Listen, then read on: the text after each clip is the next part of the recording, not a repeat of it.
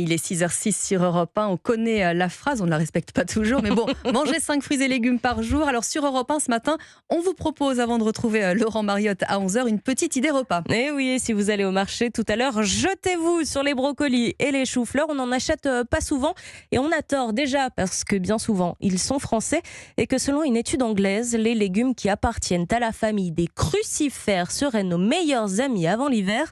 Mélanie Gomez nous dit tout.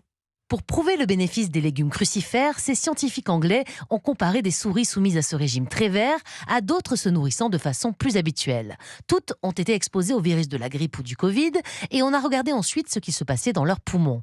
Résultat, chez les souris ayant consommé des brocolis et des choux, on voit bien que cette habitude donne un coup de pouce à la barrière pulmonaire. Elle la rend plus résistante, précise le docteur Catherine Lacronière, médecin nutritionniste à Paris. Les crucifères contiennent des molécules. Elles vont passer dans le sang et elles vont se lier à un récepteur présent dans les vaisseaux sanguins des poumons. Ce récepteur va ensuite modifier l'immunité et permettre de mieux lutter contre les infections. C'est ce qu'on sait chez la souris aujourd'hui. Quoi qu'il en soit, chez l'homme, vous ne perdrez rien à manger plus de brocolis, par exemple, un légume qui a déjà prouvé ses vertus, notamment pour diminuer le risque de cancer du côlon.